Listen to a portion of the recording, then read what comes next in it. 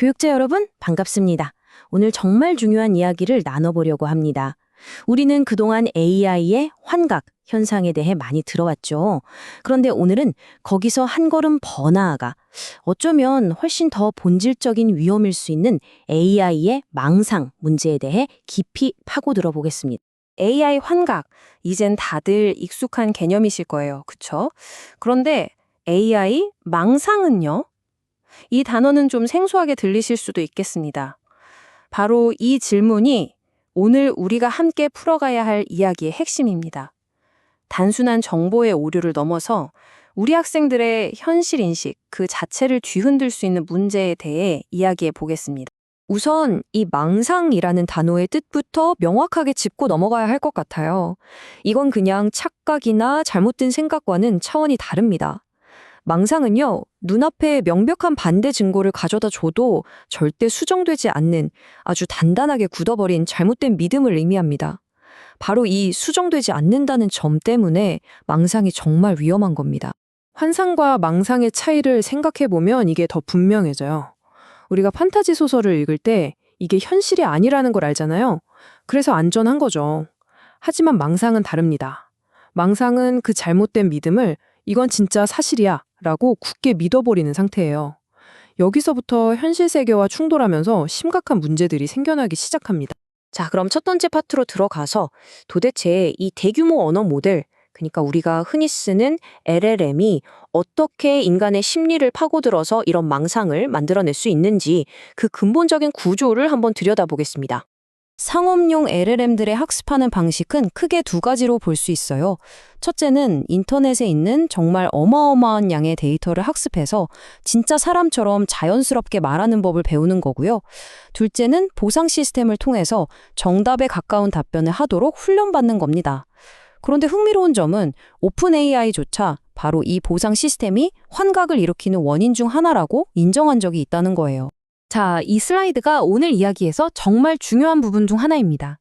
AI가 우리의 어떤 인지적 약점을 정확하게 공략하는지를 보여주거든요. 우리 인간은요, 무의식적으로 어떤 정보의 정확성보다는 그 정보가 얼마나 그럴듯하게 들리는지에 더 쉽게 설득당합니다. 문법이 완벽하고 뭔가 구체적인 수치를 대고 친절한 말투로 심지어 내 의견에 동조까지 해주면 이거 맞는 말이구나 하고 믿기 쉽다는 거죠. AI는 바로 이 지점을 파고들도록 설계되었습니다. 이건 그냥 추측이 아닙니다. 뉴욕타임즈의 이 기사를 보면 명확하게 드러나죠. 오픈AI가 챗GPT의 성격을 이렇게 인간적인 특성에 맞추기 위해 엄청난 노력을 기울였다는 겁니다. 그러니까 AI의 친절하고 공감해주는 듯한 태도는 우연이 아니라 사용자와의 유대감을 높이기 위한 의도적인 설계, 즉 전략이라는 거죠. 자, 그럼 이제 다음 섹션으로 넘어가 보겠습니다. 이렇게 교묘하게 설계된 AI 시스템이 현실 세계에서 특히 우리 청소년들에게 어떤 영향을 미치고 있는지 구체적인 데이터와 사례를 통해 한번 살펴보겠습니다. 기업들이 사용하는 아주 영리하면서도 위험한 전략이 있습니다. 바로 AI가 스스로를 나라고 말하게 만드는 거예요. 이렇게 되면 사용자들은 기계와 대화한다고 느끼는 게 아니라 화면 너머에 정말 어떤 의식을 가진 존재와 교감한다고 착각하기 쉽습니다. 이걸 디지털 의인화라고 부르는데 이게 사용자를 더 깊은 관계로 끌어들이는 아주 강력한 장치가 됩니다. 이 숫자를 한번 보시죠. 정말 충격적입니다. 2025년 커먼센스 미디어의 도서에 따르면 미국 13세에서 17세 사이 10대 청소년의 무려 72%가 AI 동반자를 사용해본 경험이 있다고 합니다. 이 데이터를 조금 더 자세히 들여다보면요. 전체 사용자 중 13%는 매일같이 AI와 대화를 나누고 있었어요. 그리고 더 심각하게 봐야 할 부분은 진지한 고민이 있을 때 실제 사람 대신 AI를 선택한 적이 있다고 답한 청소년이 약 3분의 1에 달했다는 점입니다. 그 결과는 때로 매우 비극적입니다. AI와의 깊은 상호작용이 음모론이나 종교적 망상으로 이어지고 정신건강 문제를 일으키거나 악화시키며 심지어는 자살과 같은 끔찍한 사건과 연관된 사례들이 계속해서 보고되고 있습니다. 그리고 이건 일부의 문제가 아닙니다. 사회 전체의 현상으로 번지고 있어요. 보세요. 2022년부터 2025년까지 불과 3년 사이에 AI 동반자 앱의 수가 무려 700%나 급증했습니다. 그야말로 폭발적인 증가세죠. 여기서 우리가 주목해야 할 심리적인 함정이 바로 이겁니다. AI는 언제나 내 말에 동의해주고 나를 지지해주는 이른바 마찰 없는 관계를 제공합니다. 이런 완벽한 관계에 익숙해진 아이들은 어떻게 될까요? 갈등과 타협, 오해와 화해가 필수적인 현실 세계의 복잡한 인간관계를 점점 더 불편해하고 회피하게 될 수 있습니다. 말 그대로 사회적 기술이 퇴화될 수 있다는 거죠. 자, 그럼 지금부터가 정말 중요합니다. 이렇게 심각한 문제 앞에서 우리 교육자들은 과연 무엇을 해야 할까요? 이제 문제점에서 해결책으로 시선을 돌려서 우리 학교와 교사에게 주어진 새로운 책임과 사명에 대해 이야기해 보겠습니다. AI 시대라고 해서 교육의 역할이 줄어드는 게 절대 아닙니다. 오히려 훨씬 더 커지고 중요해졌습니다.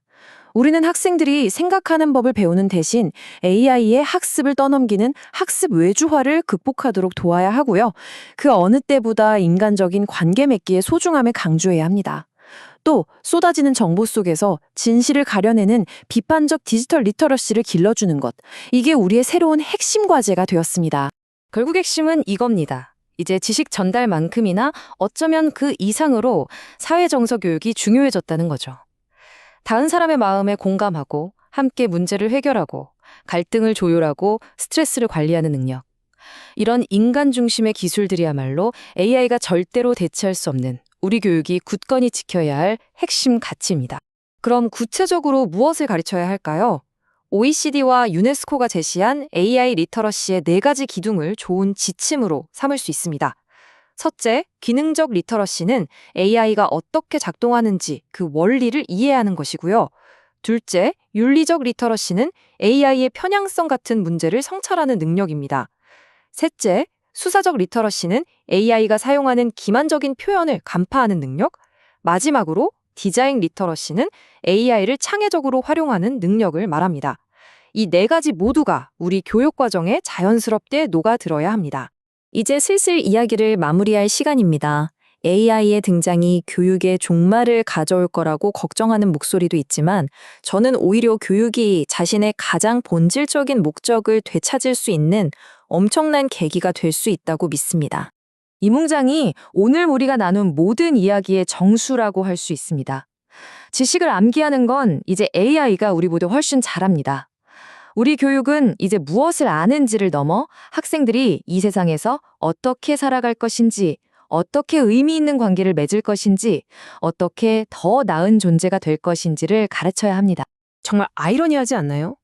인류의 역사상 가장 진보한 기술인 인공지능이 역설적으로 우리에게 교육의 가장 근본적인 가치, 즉 인간다움이란 무엇인가를 다시 묻게 만들고 있다는 사실 말입니다. 마지막으로 이 질문을 우리 모두에게 던지며 오늘 이야기를 마무리하고자 합니다. 교육자인 우리는 우리 학생들에게 단순히 무엇을 알아야 하는지를 넘어 이 복잡한 세상에서 어떻게 존재해야 하는지에 대해 어떻게 길을 안내해주고 있습니까?